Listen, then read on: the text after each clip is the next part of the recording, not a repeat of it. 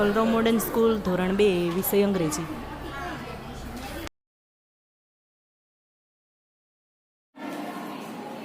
નમસ્કાર, કલરવ modern online એજ્યુકેશનમાં સૌ બાળકોનું હાર્દિક સ્વાગત છે. જય શ્રી કૃષ્ણ બાળ મિત્રો.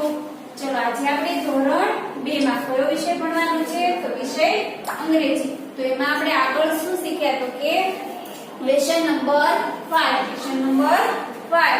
એટલે બર્ડ્સ. શું શીખ્યા હતા? બર્ડ્સ વિશે શીખ્યા હતા. એટલે પક્ષીઓ. બર્ડ્સ એટલે શું થાય? પક્ષીઓ. બરાબર ને? તો પક્ષીઓના ઘણા સ્પેલિંગ આપણે જોઈ ગયા. કયા કયા સ્પેલિંગ જો તમે બધાએ પાકા કરેલા ને?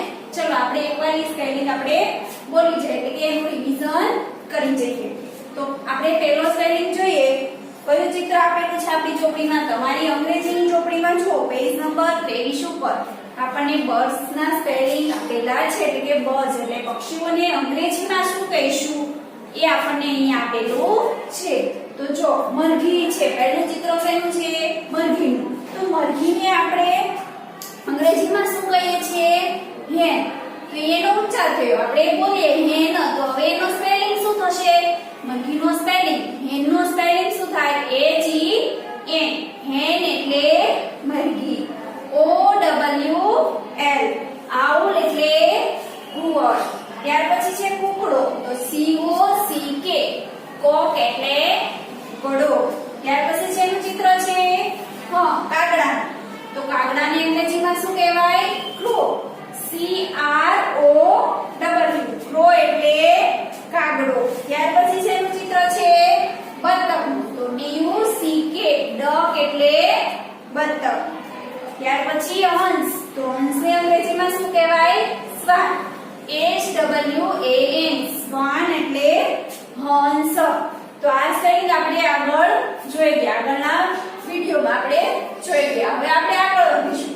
ત્યાર પછીનું જો કયો ચિત્ર આવે છે? દવ. કયું ચિત્ર છે? દવ. દવ એટલે શું થશે? કબૂતર. તો ડવ નો સ્પેલિંગ શું થશે? તો D O V E. દવ એટલે કબૂતર. જો D O V E આ શું છે? સ્પેલિંગ છે. હવે એને આપણે વાંચીએ શું? એને શું વાંચીએ આપણે? તો કે ડવ. આ શું થયું? એનો ઉચ્ચાર. ત્યાર પછી એનો ગુજરાતી અર્થ. આપણે એને ગુજરાતીમાં શું કહીએ છીએ? કબૂતર.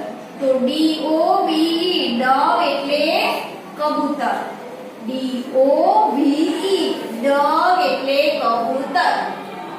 ત્યાર પછી P A R R O T. Parrot એટલે પોપટ. જો પોપટનું ચિત્ર આપણને આપેલું છે. હવે પોપટનું ચિત્ર છે તો પોપટને આપણે અંગ્રેજીમાં શું કહીએ છીએ? Parrot. P A R R O T. Parrot એટલે પોપટ. P A R R O T. Parrot એટલે પોપટ. ત્યાર પછી શેનું ચિત્ર છે? ચકલી. તો ચકલીને અંગ્રેજીમાં શું કહેવાય? સ્પેરો. એનો સ્પેલિંગ શું થશે? તો S P A R R O W. Sparrow એટલે ચકલી. S P A R R O W. Sparrow એટલે ચકલી.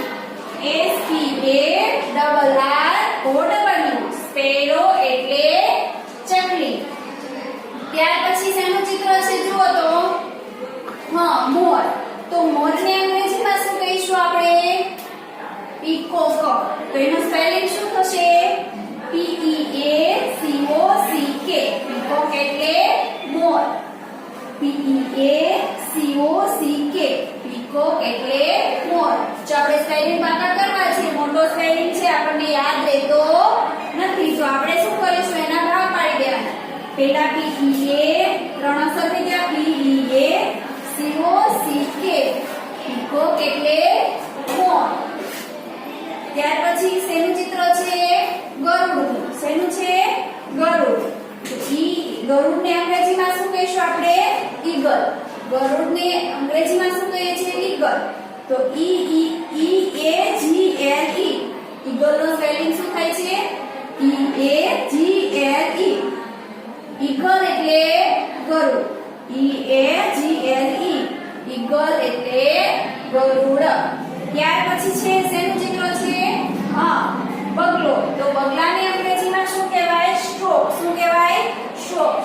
સ્પેલિંગ શું થશે? STORK. STORK. સ્ટ્રોક એટલે બગલું પણ થાય અને બગલો પણ થાય. બગલું પણ કહેવાય અને બગલો પણ કહેવાય છે. STORK. સ્ટ્રોક એટલે બગલું અથવા તો બગલો. STORK. સ્ટ્રોક એટલે બગલું અથવા બગલો. આવી રીતે તમારે બધાએ સ્પેલિંગ પાકા કરવાના છે. આ બધા સ્પેલિંગ છે તમારે બધાએ મોઢે કરવાના છે. હવે જુઓ, તમને એવું પૂછ્યું હોય, અહીંયા તમને માનો કે સ્પેલિંગ આપેલો છે સ્પેરો. SPA. સ્પેરો નો સ્પેલિંગ શું થશે? SPARRO.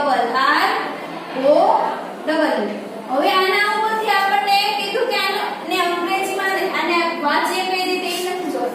આપણે એમ કીધું કે આ સ્પેલિંગ આપ્યો એનો શું કરવાનું તો કે એનો ગુજરાતી અર્થ શું થાય એવું પૂછ્યું છે. આમ લખ્યું હોય કે ગુજરાતી અર્થ લખો. ગુજરાતી અર્થ લખો. સ્પેલિંગ આપ્યો છે આપણને, ઉચ્ચાર આપ્યો નથી. સ્પેલિંગ ઉપરથી આપણે ગુજરાતી અર્થ લખવાનો આવે તો આ શેનો સ્પેલિંગ છે? તમને સ્પેલિંગ આવડતા હોય તો તમને ખબર પડી જાય કે આ સ્પેરો નો સ્પેલિંગ છે. સ્પેરો એટલે શું થાય એ પણ ખબર પડી જાય. તો SPARRO.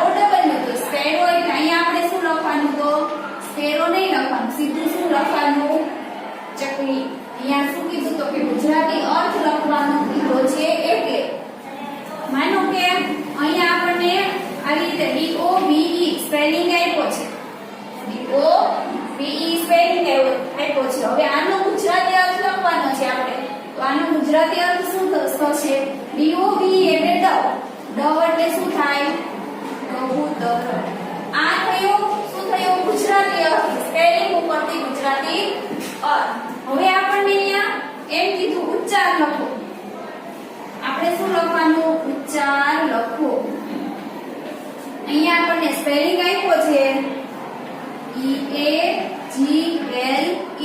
આ સ્પેલિંગ આપ્યો છે. આપણે લખવાનું શું છે? ઉચ્ચાર. તો હવે આને અંગ્રેજીમાં છે. હવે એને આપણે વાંચીએ કઈ રીતે? આ સ્પેલિંગ છે તે શું વાંચીએ? તો ઈગલ. અને શું વાંચીએ છીએ? ઈગલ. ઈગલ. ઈગલ એટલે ગરુડ. હવે અહીંયા આપણે ગુજરાતી અર્થ ગરુડ લખવાનું નથી. શું લખવાનું છે? તો કે ઈગલ લખવાનું. શું કામ? તો કે આપણને અહીંયા ઉચ્ચાર કીધો છે લખવાનું. એટલા માટે આપણે આનો ઉચ્ચાર લખવાનો. આને અંગ્રેજી સ્પેલિંગ છે ને આપણે અંગ્રેજીમાં શું વાંચીએ છીએ એ લખવાનું છે. તો આને શું વાંચીએ છીએ? ઈગલ.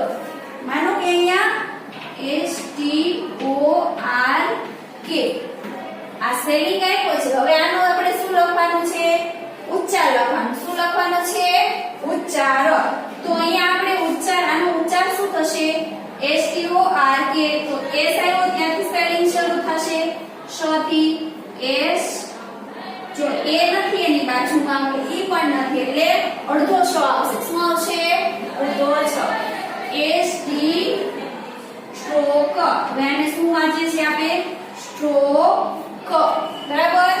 આવી રીતે તમારે જો સ્પેલિંગ ઉપરથી આપણને ગુજરાતી અર્થ પણ પૂછી શકે, સ્પેલિંગ ઉપરથી ઉચ્ચાર પણ પૂછી શકે, અને અહીંયા આપણને ઉચ્ચાર આપ્યો, અહીંયા ચિત્ર આપ્યું છે. માનો કે કોઈ પણ ચિત્ર આપ્યું હોય, હું એ ગુજરાતી નામ લખું છું, કબૂતરનું ચિત્ર આપ્યું છે. અહીંયા નીચે આપણને ખાલી જગ્યા આપી હોય ને ઉપર એમ લખ્યું હોય કે ચિત્ર જોઈ અને સ્પેલિંગ લખો. સ્પેલિંગ ચિત્ર જોઈ સ્પેલિંગ લખો. અહીંયા તમને કબૂતરનું ચિત્ર આપ્યું છે, આપણને શું લખવાનું કીધું? ઈ વાંચવાનું ખાસ. શું લખવાનું કીધું? સ્પેલિંગ લખવાનું કીધું છે.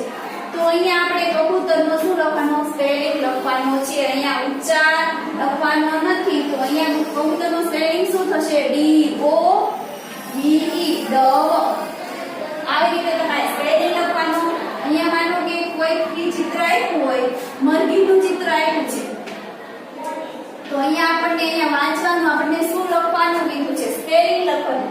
તો મરઘીનો સ્પેલિંગ શું થશે? તો HEN. હેન. બરાબર. આવી રીતે તમારે ખાસ ધ્યાન રાખવાનું. સૂચના વાંચી વ્યવસ્થિત અને પછી લખવાનું છે. તો આ છે આટલું. ફરી મળીશું નવા વિડિયો સાથે. ત્યાં સુધી બધા બાળકોને જય શ્રી કૃષ્ણ.